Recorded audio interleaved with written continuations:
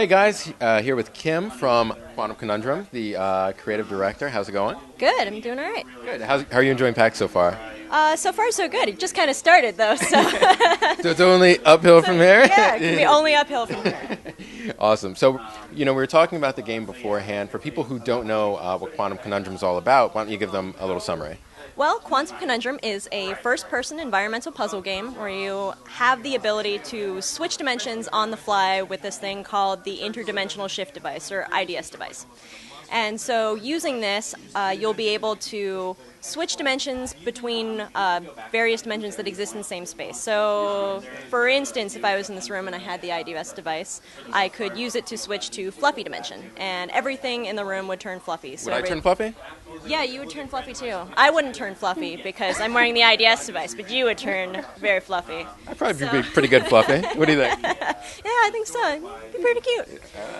So, anyways, the whole room would turn fluffy. Everything would become kind of pink and plushy, and things that were too heavy for me to pick up, I could easily pick up and chuck across the room because they were now 10 times lighter. So that's kind of the premise of the game. Each one of these dimensions that you get becomes a tool in your tool set to be able to solve these different puzzles and challenges throughout the game. So obviously this is a game of dualities, much like Portal. And for those of you out there who don't know, you were involved a little bit with Portal, right? Yeah, so I was the lead designer on Portal and did a whole bunch of other stuff too. And there were only like 6 of us, so kind of it's like every man for himself. So for a lot of the people in the audience always are saying, how do I get into the game industry? What was your path?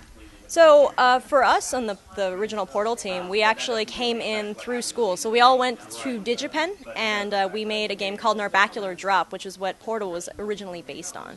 And it was our senior project.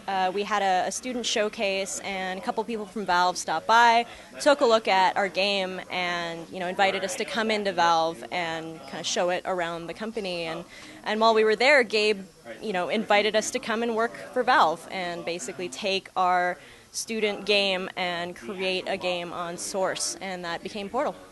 At the time, obviously since then, Portal's been featured like everywhere. It's on Orange Box and blah, blah, blah, money, success, all this stuff. When you were making it, did you guys sit back at one point and say, this is money. Like, we are good at what we're doing here. Or did you really not know what you had on your hands?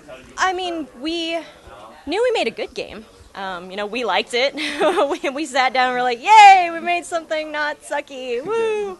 But, I mean, it's one of those things that you don't really know the success of the project you're working on until it actually gets out there. You never know what will resonate with people, and Sure.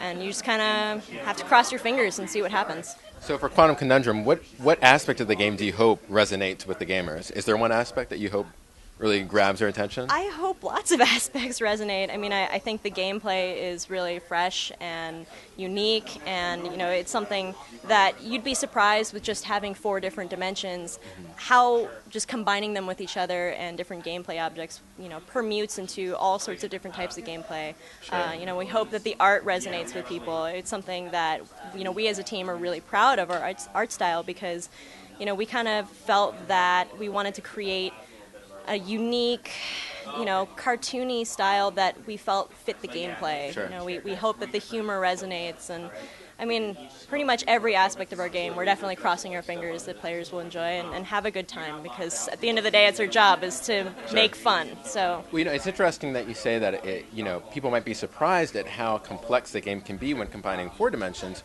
But with Portal, you really only had those 2 dimensions, and then you had the game objects. But what was nice about that game is as you progressed, you were like, oh, I could do this, or here's inertia. Yeah. Something else that is it the same kind of thing with like, will we be surprised as gamers progressing through at wow, we can do this, wow, we can do that?